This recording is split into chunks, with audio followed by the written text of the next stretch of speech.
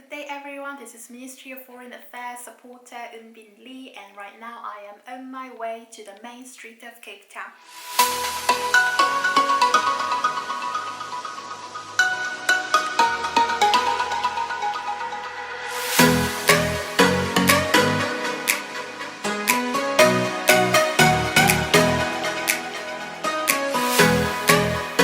안녕하세요 여러분, 외대에서 16기 이은빈입니다. South Africa has been under lockdown stage 5 for the last month, which is April, and now it's the second day of May, and we've entered stage 4, which means the rules that we have to comply, the restricted rules we have to comply, such as not going outside and just staying home, has become a bit more lenient on the strict conditions. For example, now you can go outside and enjoy exercising from 6 to 9 o'clock in the morning. Before the curfew, if you have anything to buy, like books, it's possible to go outside and enjoy your activities. And today is the day where I am going to the main street of Cape Town to buy some books. Let's go.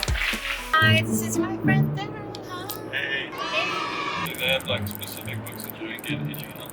Founded in 1958, Box deals in antiquarian books specializing in African prints, maps, and ephemera, concentrating mainly on Africa south of the Sahara.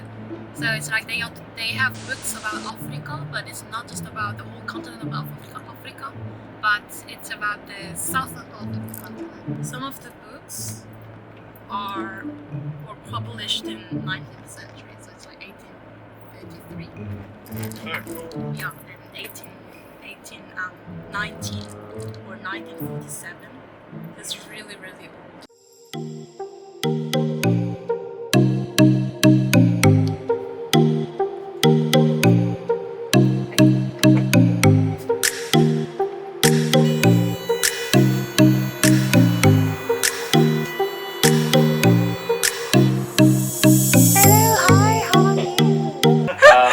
So everything on the walls is new South African books. Yep. So it's non-fiction on that side, biographies, there's fiction on that side, there's a lot of art that's sort of all jammed together. Okay.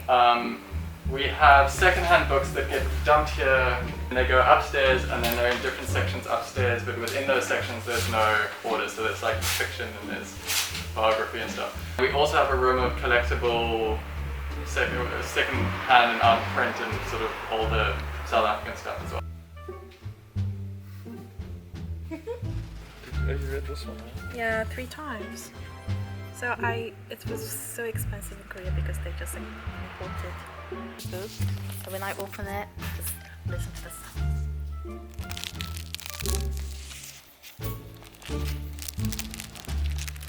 So Khoisan is a native South African language. How many languages does South Africa have? South Africa has 11 official, but so there's 11 official South African languages and far more than the 11 official. I don't even think the language that the Khoisan speak is From Khoisan to English. Don't they have their own alphabet? Why do they have to? I don't think they ever wrote down anything. So it was only a verbal language. So it's a verbal language that was.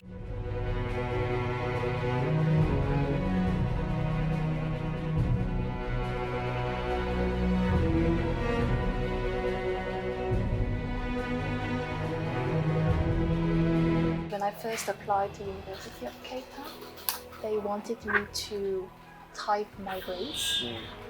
But if I don't fill that blank, then I could not go on to the next page. So there was no Asian in the category, so like I emailed them personally and they were like, you can just categorize yourself as colored, which was pretty weird, you know, because I'm not colored. Yeah. Is it because they are trying to limit the number of like whites and blacks coming into the university, or what is it? Well, they want to increase the privilege. Oh. They want to increase underprivileged people. So. Oh yeah, we put it aside for you. Oh wow, look at all this. I guess.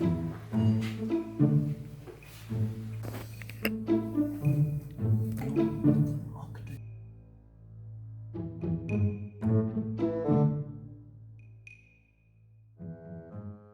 name is Andre. I've been working at the shop since I was 16. My father was a librarian until he retired, and then when I was 16 he was like, you need to get a job.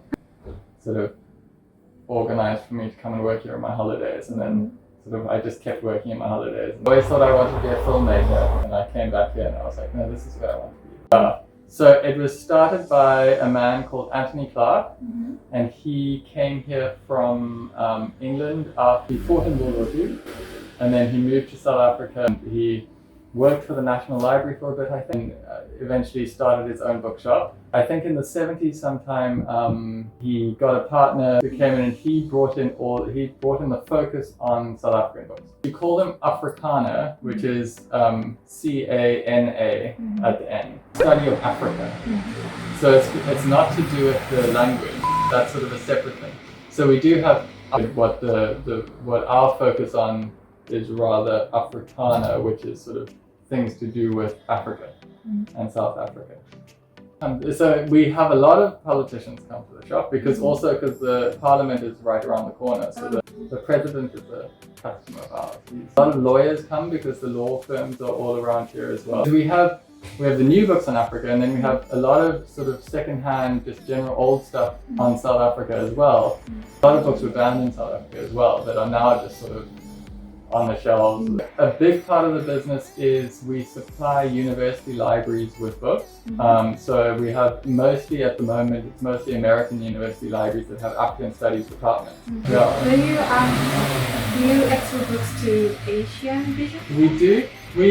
We don't have any regular customers at the moment who we send to sort of regularly, but we have, I know we have a lot of Japanese customers who come on trips to South Africa and buy books for the university libraries, and then we send them back.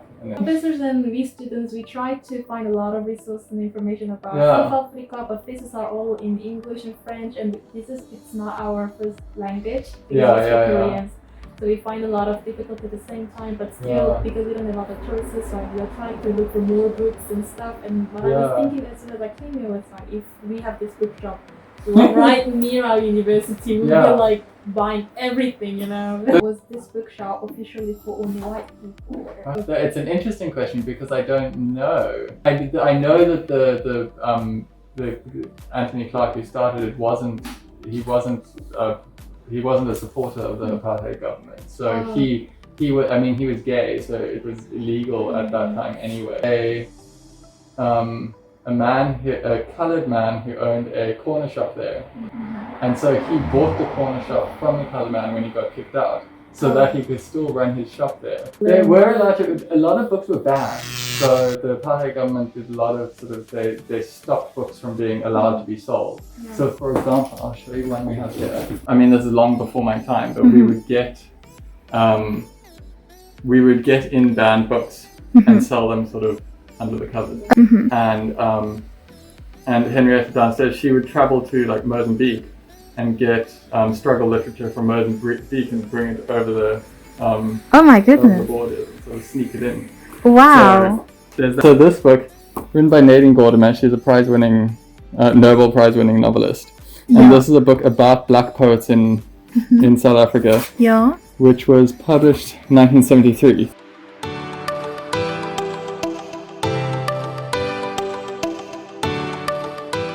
A lot of black writers were banned just for writing. That's so crazy. It was all crazy. The history of censorship of books in this country is really interesting. They were very organized, had weird criteria, and then what happened is if anyone was involved in the ANC or whatever, anything they wrote would be banned. So I'm sure it wasn't only black people who were happy when apartheid system was ended. But is it possible to recover these people's poetry and literature, everything that were banned in the past? Well, it is, but it's difficult. A lot of it has kind of sort of been lost to history. I suppose the job of publishers to try and find that and sort of re-promote it.